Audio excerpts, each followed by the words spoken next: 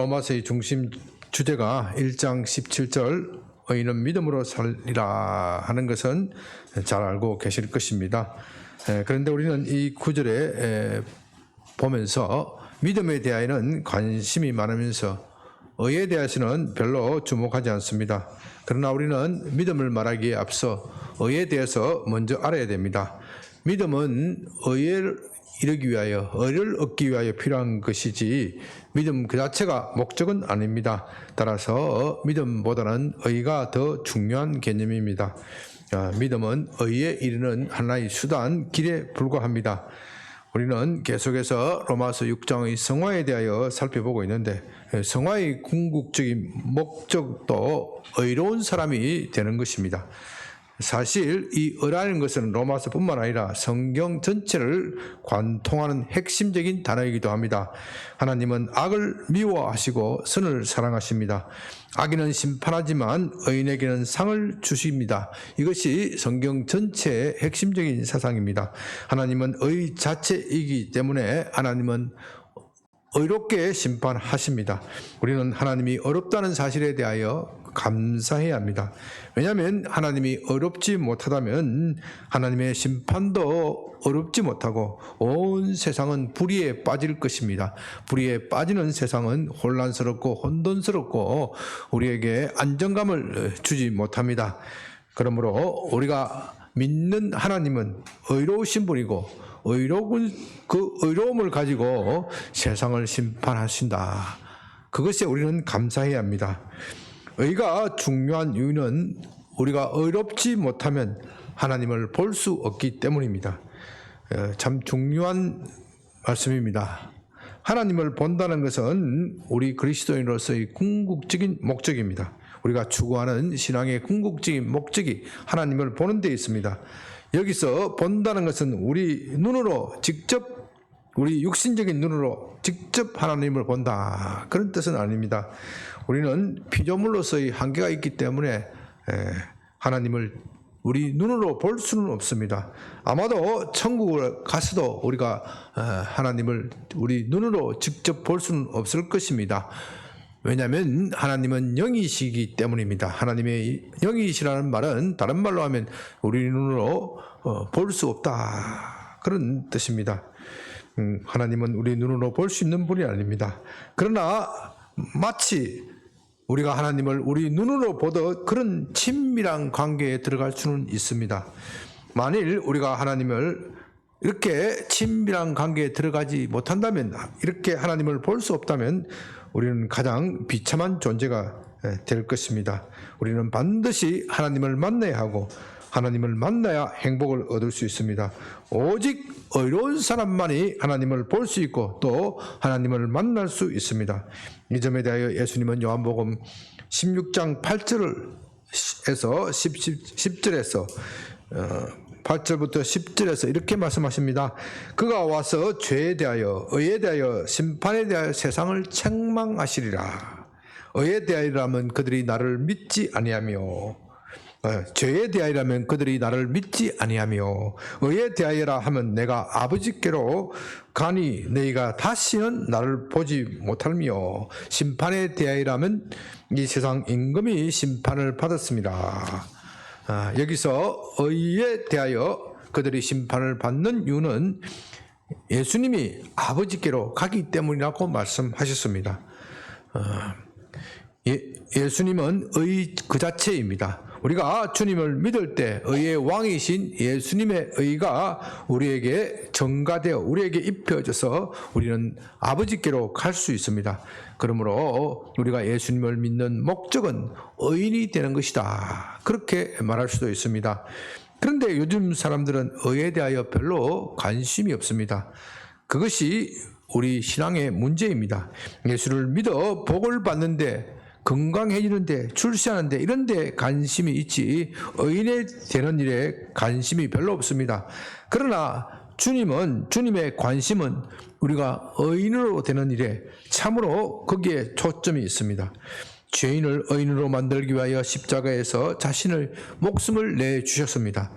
주님은 자신의 목숨을 내줄 정도로 우리가 의롭게 하는 일에 관심이 많으십니다. 예수님은 마태복음 5장 6절에서도 의에 줄이고 목마른 사람이 복이 있다. 의에 줄이고 목마른 사람이 복이 있다. 그렇게 말씀하셨습니다. 사실 성화의 목적도 의인이 되는 것이다. 그렇게 말할 수 있습니다.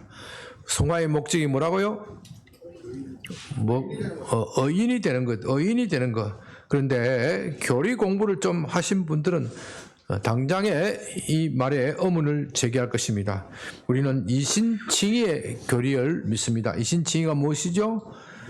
예수님을 믿어 의를 얻는다. 예수님을 믿어 의인이 된다 하는 것이 이신칭의의 교리입니다. 그렇다면 예수님을 믿어 이미 의인이 되었는데 왜 또 성화의 과정을 거쳐야 하는가? 왜 또 어려운 사람이 되어야 한다는 말인가? 만일 여러분들이 이런 질문을 할 수 있다면 그래도 기독교 교리에 대하여, 기독교의 진리에 대하여 좀 아는 분이다. 그렇게 말할 수 있습니다. 참으로 안타까운 것은요, 요즘 믿는다고 하는 분들은 아예 그런 데 의문을 느끼지 못합니다. 질문도 하지 못할 정도로 아주 교인들의 수준이 낮아졌습니다. 그래서 저는 한국 교회에 대해서 참 걱정을 많이 합니다. 사람들은 옛날보다 더 똑똑해진 것 같지만 사실은 영적 무지몽매가 더욱 심각해졌습니다. 그래서 제가 로마서 강의를 하는 겁니다. 여러분들이 이 로마서 강의에 대하여 좀 흥미진진하게 듣고 있습니까? 아니면 따분하게 여깁니까? 제 설교가 유창하느냐 그걸 묻는 거 아닙니다. 로마서가 말하는 이 장엄한 주제, 기독교의 진리에 대하여 참된 관심이 있느냐 그것을 묻고 있습니다. 여러분들이 정말로 진리를 아는데 관심이 있다면 제가 서투르고 제 강의가 서투르고 딱딱하고 또 이해도 별로 없고 그래서 재미가 없는 것 같지만 진리에 대한 관심이 있는 분은 흥미로울 것입니다. 그리고 그것이 바로 여러분의 영이 하나님 앞에 살아있다는 증거입니다. 그러나 이런 설교에 관심이 없다면 사실은 여러분의 영은 죽은 것입니다. 내가 구원받은 사람인가? 여러분 자신을 다시 한번 주님 앞에 돌아보아야 합니다. 그렇다면 의가 무엇입니까? 의가 무엇입니까? 의가 무엇이기 때문에 우리가 그토록 갈망해야 하고 또 하나님이 자기 아들을 주시기까지 우리에게 주시기를 원하십니까? 우리가 또 성화의 과정에서 왜 이것을 반드시 얻어야 하는 겁니까? 의는 문자 그대로 올바르다는 것을 말합니다. 우리는 하나님 앞에서 올바른 삶을 살아야 하나님께 갈 수가 있습니다. 그런데 우리의 문제는 우리가 어떻게 하면 올바르게 살 수 있을지 올바름의 내용을 잘 모르는 데 있습니다. 이 세상은 그것을 가르치지 못합니다. 이 세상의 어떤 현인이나 철학자도 어떻게 사는 것이 올바른 것인지에 대하여 말해주지 못합니다. 왜냐하면 세상은 하나님을 모르기 때문입니다. 세상은 자기 상상으로 자기의 머리로 하나님을 상상할 수는 있지만 그것은 자기가 지어낸 하나님일 뿐이고 하나님의 참된 모습은 아닙니다. 하나님의 참된 모습은 하나님 자신이 우리에게 알려주셔야 하는 겁니다. 무엇보다도 무엇이 옳은지 그런지 하는 것은 하나님이 결정하는 것이지 우리가 결정하는 것이 아닙니다. 만일 우리가 결정한다면 우리 가운데 힘이 센 사람이 그 결정을 하게 될 것입니다. 그렇게 되면 이 세상은 어려운 것이 아니라 불의로 떨어질 것입니다. 힘센 사람이 결정하게 되면 힘이 약한 사람은 이 세상을 어떻게 말하겠습니까? 세상이 왜 이렇게 불의한가? 그렇게 말할 것입니다. 그래서 세상은 불의하고 오직 하나님만 의롭다. 그렇게 말씀하는 겁니다. 신명기 6장 25절에서는 의에 대하여 이렇게 설명합니다. 우리가 그 명령하신 대로 이 모든 명령을 우리 하나님 여호와 앞에 삼가 지키면 그것이 곧 우리의 의로움이라 할지니라. 따라서 의는 하나님의 명령을 지키는 것입니다. 하나님의 명령을 지키면 의로운 것이고 올바른 것입니다. 하나님의 명령을 지키지 못하면 불의한 것이고 올바르지 못한 것입니다. 여기서 지킨다는 것은 단순히 외형적으로 십계명을 외형적으로 지키는 것을 말하는 것이 아니라 마음으로 우러나와서 진심으로 진정으로 지키는 것을 말합니다. 그리고 하나님의 명령의 핵심은 하나님을 사랑하고 또한 이웃을 사랑하는 것입니다. 사랑이 하나님의 명령의 핵심입니다.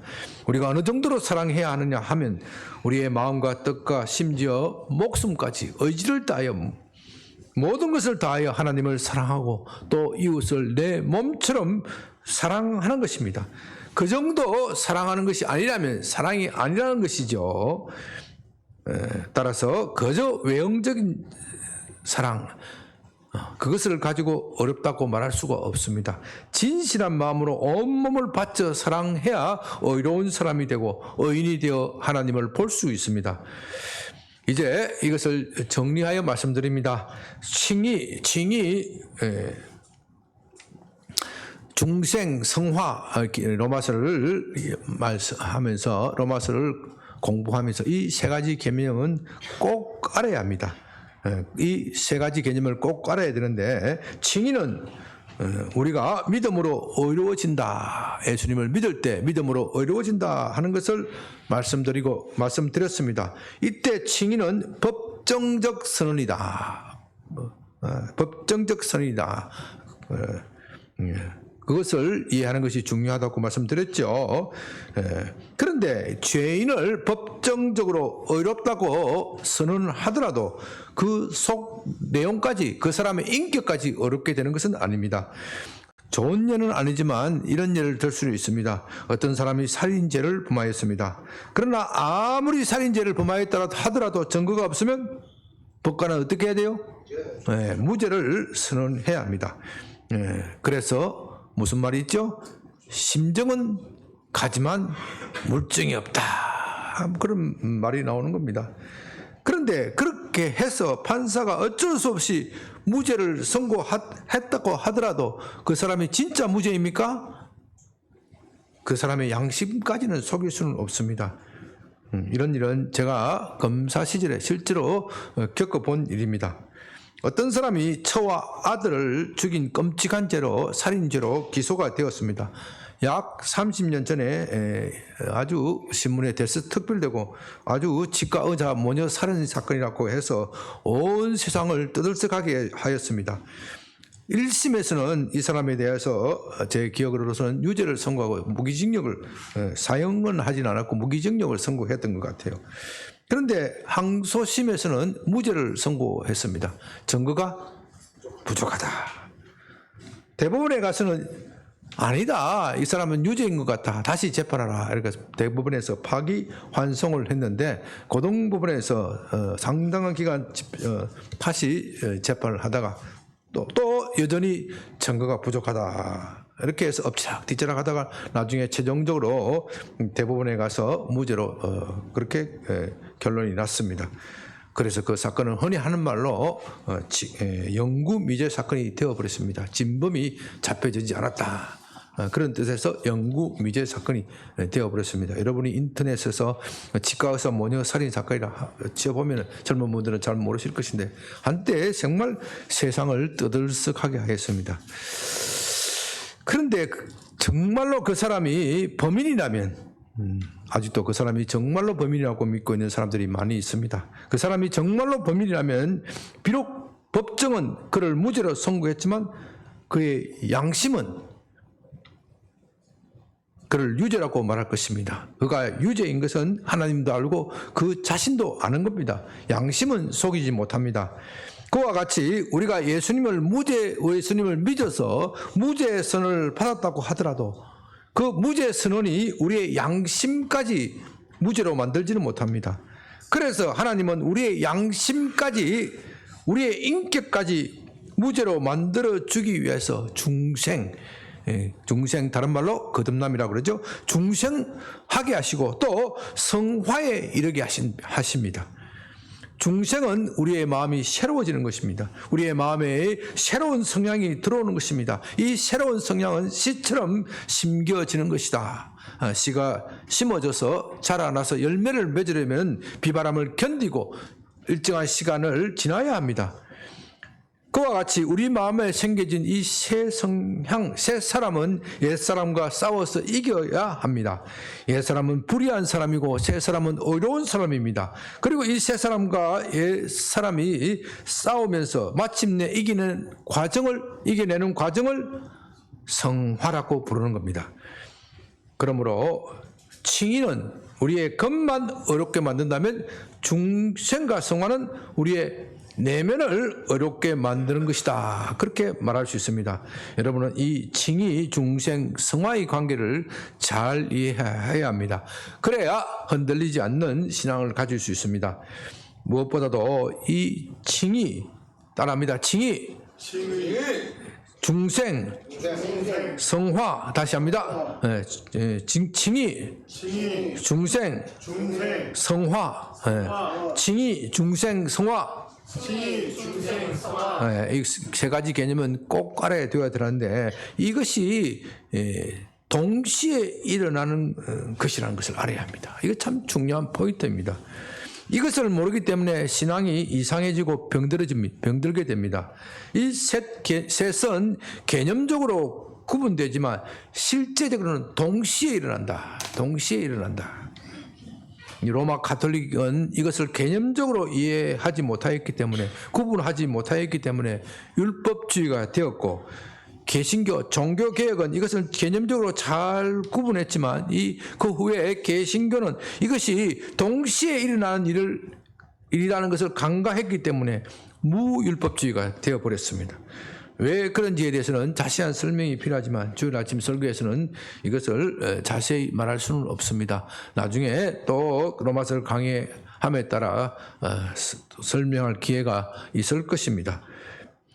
칭의, 중생, 성화는 개념적으로 구분되지만 실제적으로는 한꺼번에 진행이 됩니다. 이것이 어떻게 그렇게 한꺼번에 진행되는지 설명드립니다. 칭의는 그를 외형적으로 어렵다고 선언하는 것이죠. 우리가 칭의를 받을 때 하나님께서 이때 그의 내면을 새롭게 하시는데 이것이 중생이다. 따라서 중생은 그를 내면적으로 어렵게 만드는 것이다. 그렇게 말할 수 있습니다. 나는 예수님을 믿어 의롭게 되었는데 어렵다는 선언을 받았는데 거듭나지 않았다? 그런 것은 없습니다. 이해가 되십니까? 예. 믿음으로 의롭게 되는 것과 거듭나는 것은 동시에 진행이 되는 겁니다. 하나님은 우리의 외형만 의롭게 하실 뿐만 아니라 내면도 의롭게 해 주십니다. 또한 거듭난 사람은 곧바로 성화의 과정에 들어가게 됩니다.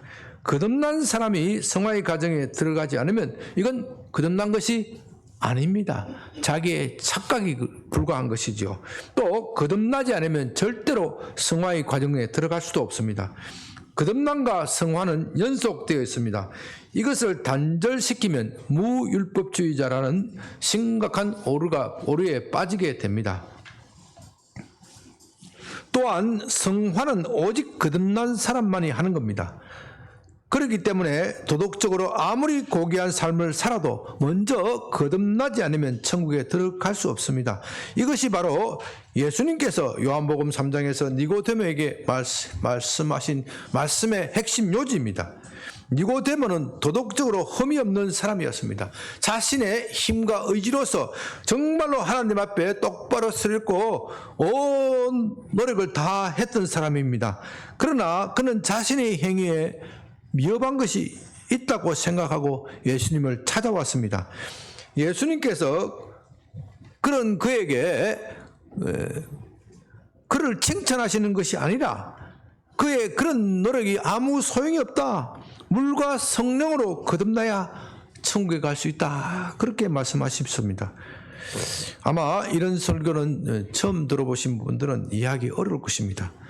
그건 제가 이해합니다. 그러나 이런 설교는 자주 들어야 합니다. 이것이 우리의 구원의 기초이기 때문에 듣고 또 들어야 합니다. 오늘 한번 듣는 것으로 그치지 말고 유튜브로 동영상 올리면 듣고 또 들으시기 바랍니다. 제가 유튜브 성경상 조회수 늘리려고 하는 소리가 아니에요. 이건 정말로 중요한 진리이기 때문에 듣고 또 들어야 됩니다. 그것이 이해가 되어질 때 여러분들은 기독교의 진리가, 기독교의 구원이 우리에게 얼마나 큰 은총을 주는지 거기에 감사하게 될 것입니다. 그리고 이것을 안다면 오늘 본문을 이해하는데 그렇게 어렵지 않습니다. 6장 19절 너희 육신이 연약함으로 내가 사람의 예대로 말하노니 전에 너희가 너희 지체를 부정과 불법에 내주어 불법에 이른 것 같이 이제는 너희 지체를 의에게 종으로 내주어 거룩함에 이르라.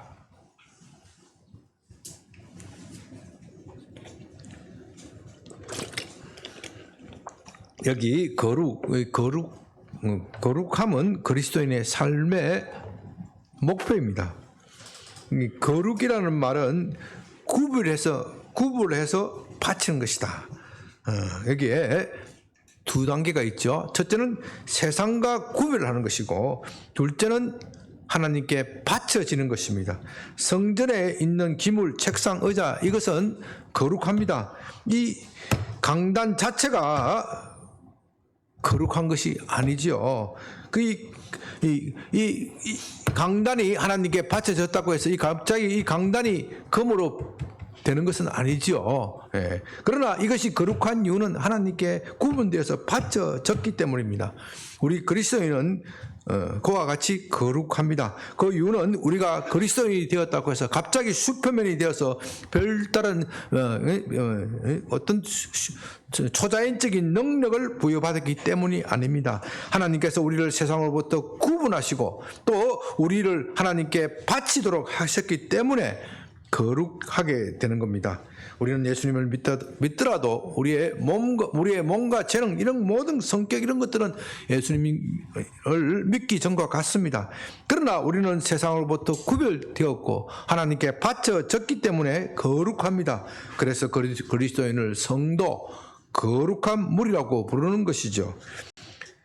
하나님이 우리에게 원하시는 것은 거룩입니다. 우리가 세상으로부터 분리되어 하나님으로께 바쳐지기를 원하십니다. 하나님은 내가 거룩하니 너희도 거룩하라 그렇게 말씀하십니다. 하나님이 자녀인 우리가 거룩해지는 것은 너무나도 당연한 일입니다. 예수님이 우리를 위하여 십자가에 돌아가신 것도 우리가 우리 마음대로 살라고 하는 것이 아닙니다. 우리 자신을 하나님께 드리기 위함입니다. 갈라디아서 2장 20절에서는 내가 그리스도와 함께 십자가에 못 박혔나니 그런즉 이제는 내가 사는 것이 아니요 오직 내 안에 그리스도께서 사시는 것이라. 이제 내가 육체 가운데 사는 것은 나를 사랑하사 나를 위하여 자기 자신을 버리신 하나님의 아들을 믿는 믿음 안에서 사는 것이라. 그렇게 말하였습니다. 우리가 예수님을 믿기 전에는 우리 자신을 위해서 살았습니다. 자신의 정욕과 욕심대로 살았습니다. 육체의 쾌락이 인생의 목표였습니다. 쾌락을 얻을 수만 있다면 무슨 일이든지 할 수 있다. 그리고 그것이 멋진 인생이다. 내 마음대로 자유롭게 사는 것이 멋진 인생이다. 그렇게 생각하였습니다. 그러나 이제 예수님을 믿은 후에 달라졌습니다. 예수님이 나를 위하여 십자가에 돌아가셨기 때문에 나도 주님을 위하여 사는 것이 내 인생의 목표입니다. 그러면 여러분에게 물어봅니다.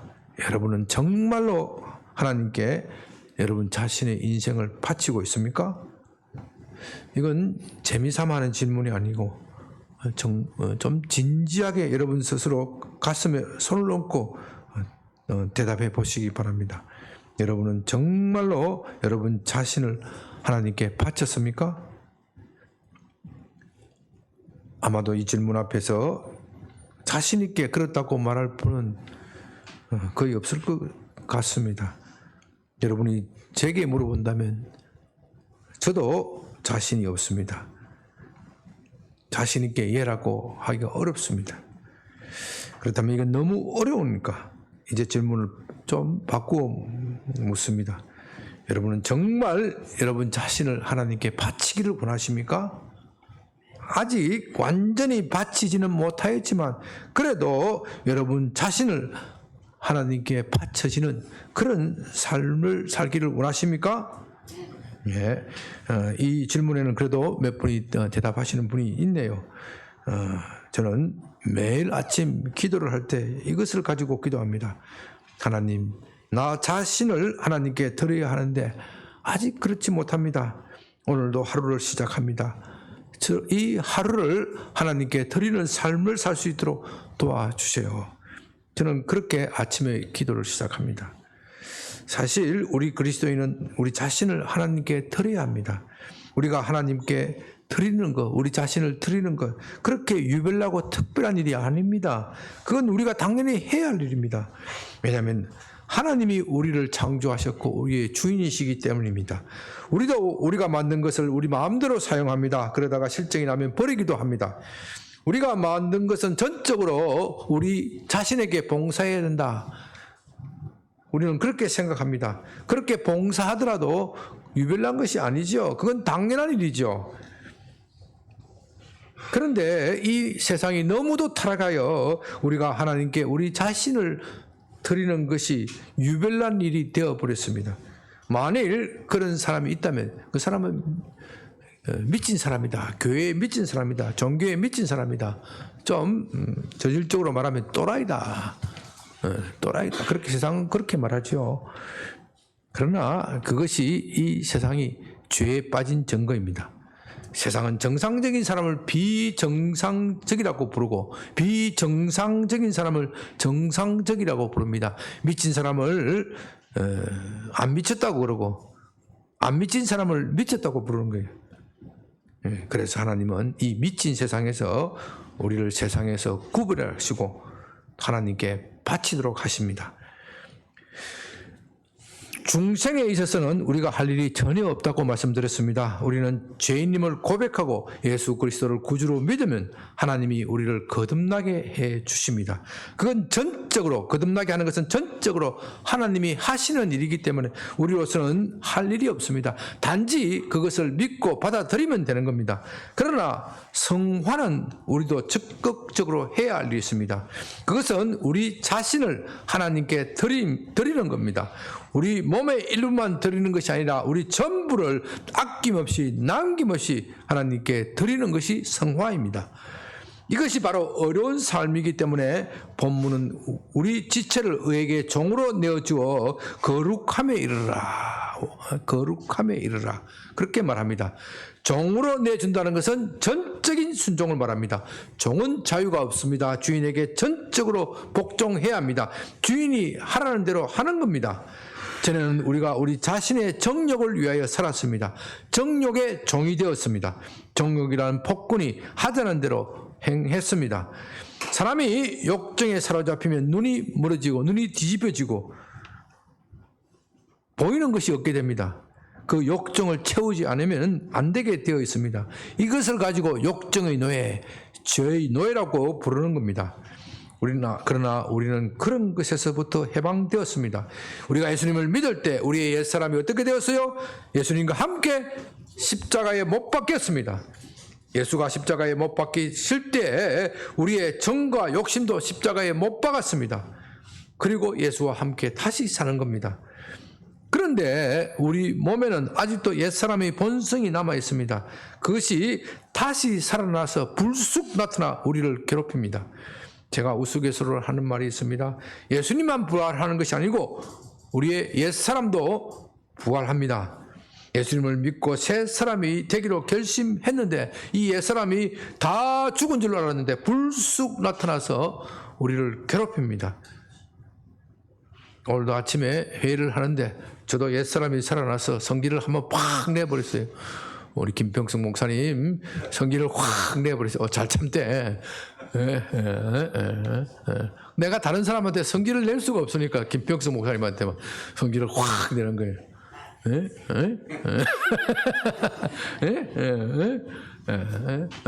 이 옛사람이 불쑥 나타나서 우리를 괴롭힙니다.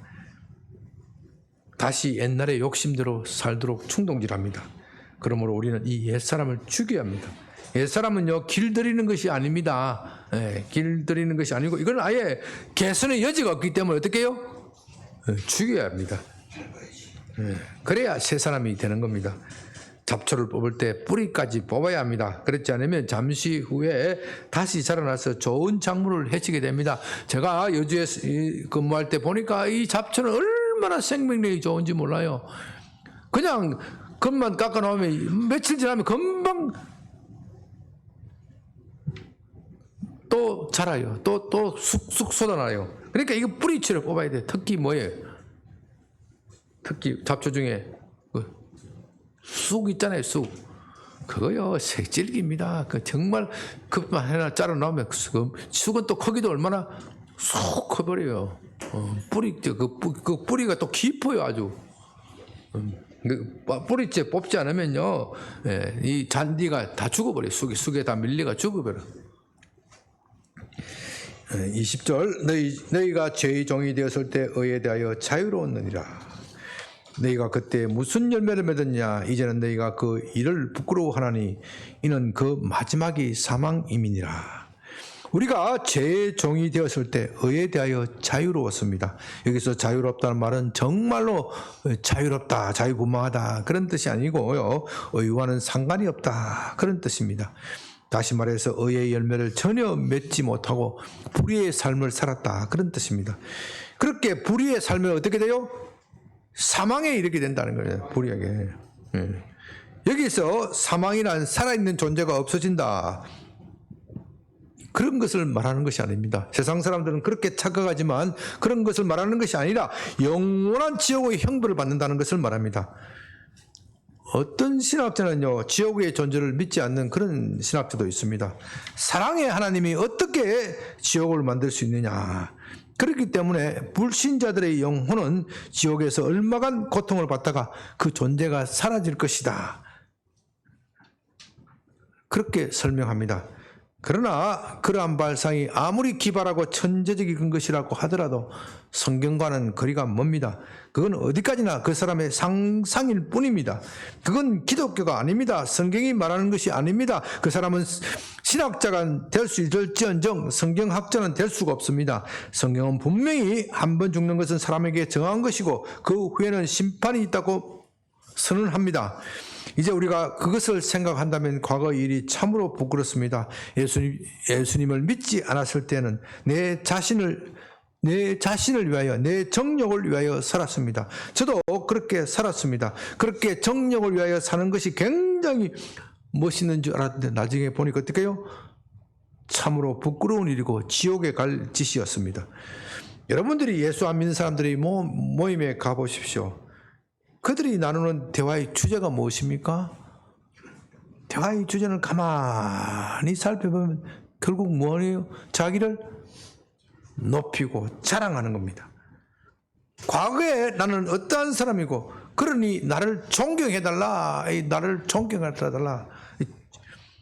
자기를 자랑할 만한 것이 없으면 어떻게 해요? 굉장히 스트레스를 받습니다. 나중에는 그런 모임에 나가고 싶지가 않아요. 그래서 남을 자꾸 깎아내려야 합니다. 남을 깎아내리면 내가 높이 올라갈 줄로 착각하기 때문에 남의 험담을 늘어놓습니다. 사실은 남의 험담하는 것 다른 사람들이 다 알고 저 입이 너무 거칠어 그렇게 말을 하지만 자기는 자기만 모르는 것이죠. 자기만 모르는 거예요.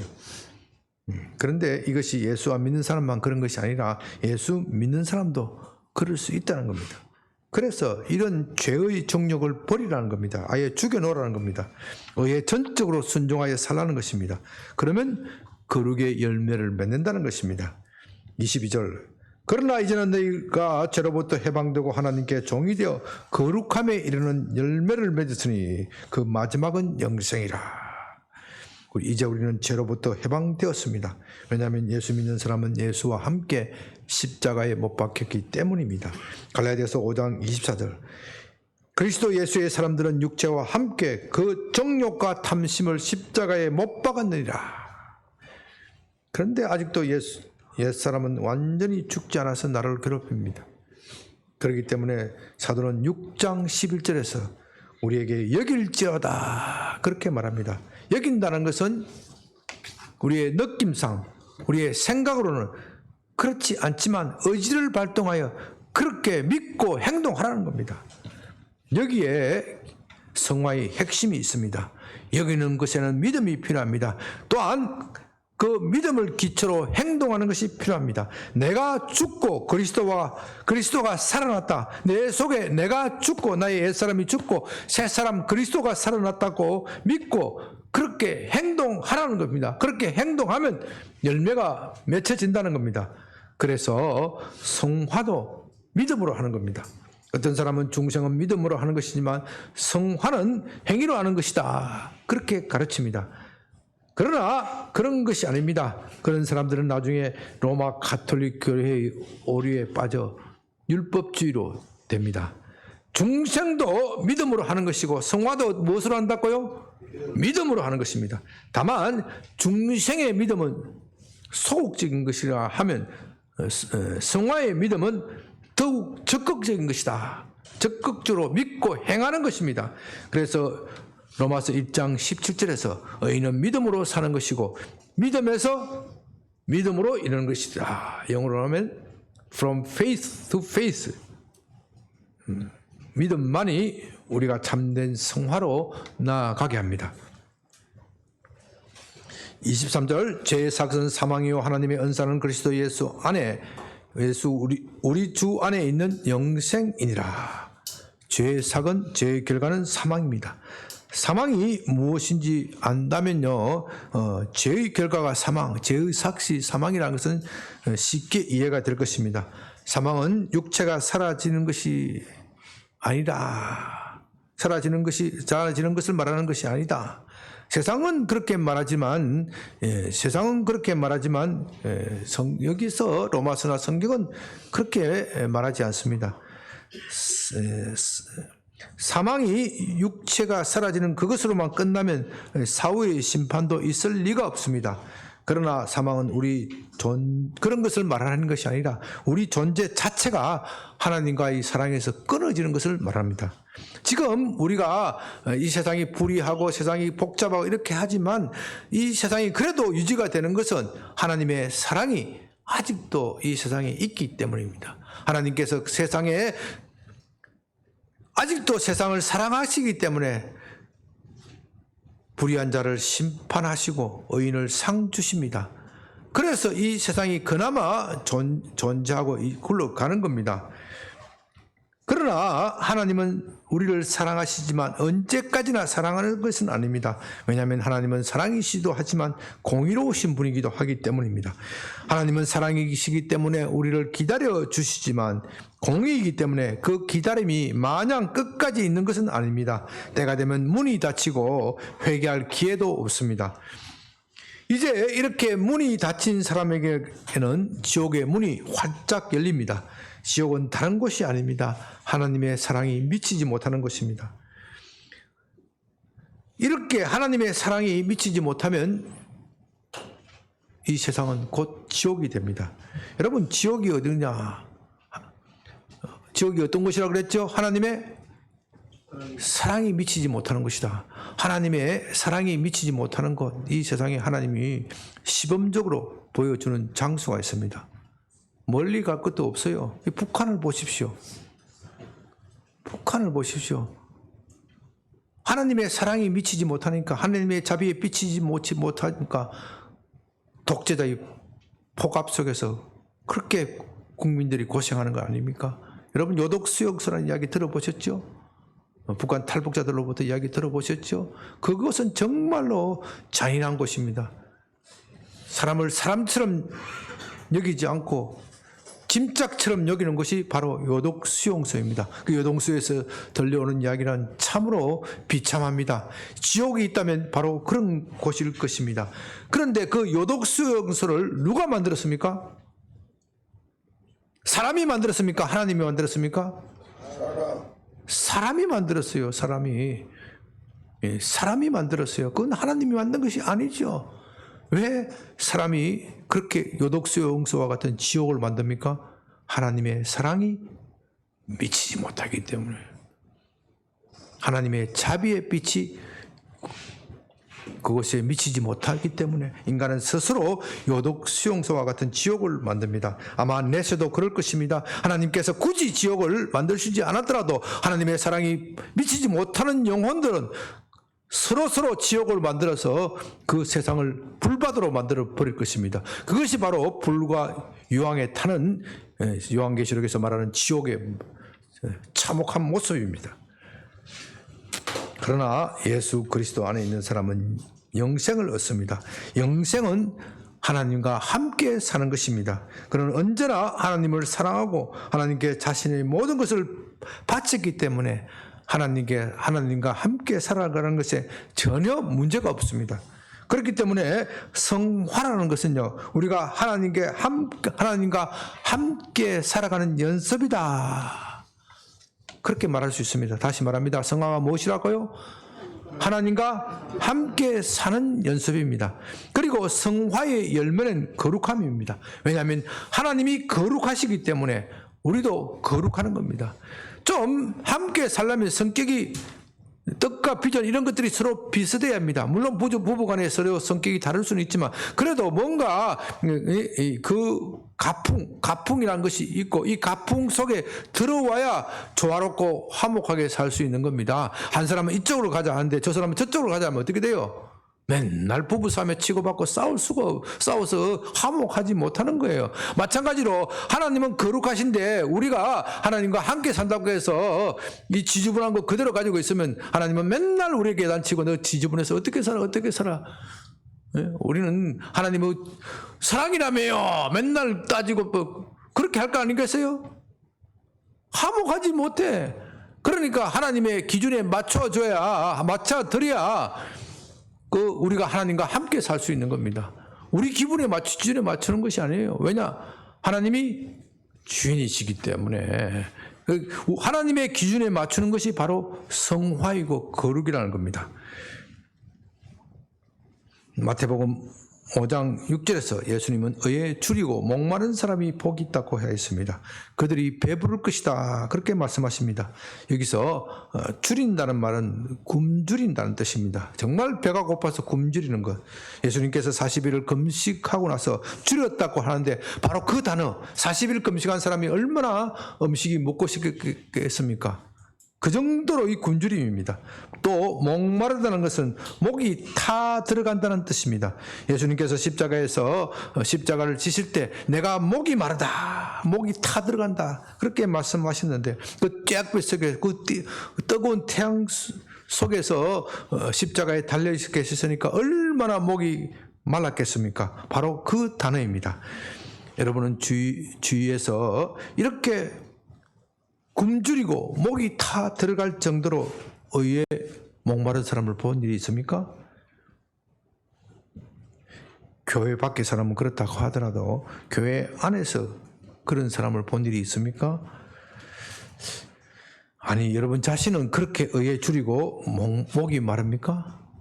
솔직하게 말씀드리면 저도 그 정도로 줄이고 목마르지는 않을 것 같습니다. 그것이 저와 여러분의 문제입니다. 그러나 그렇게 의에 줄이고 목마른 사람만이 배부르게 됩니다. 참된 만족을 얻게 됩니다. 천국은 부자가 가난해지고 가난한 사람이 부자가 되는 것입니다. 천국은 인생 역전이 일어나는 겁니다. 그렇기 때문에 하나님께서는 여러분이 이 세상에 살 때 때로는 여러분에게 시험을 주시고 가난하게도 만드시고 있는 것을 빼앗아 가기도 하고 높은 직장에서 높은 자리에서 쫓아내기도 하시고 고난을 주십니다. 고난을 주셔야 인생 사는 것, 이 세상에 사는 것은 아무것도 아니다. 내가 맨날 잘 되고 돈 잘 벌고 건강하고 하는 겁니다. 잘 돼 보십시오. 하나님이 필요합니까? 필요하지 않습니까? 하나님이 필요하지 않아요.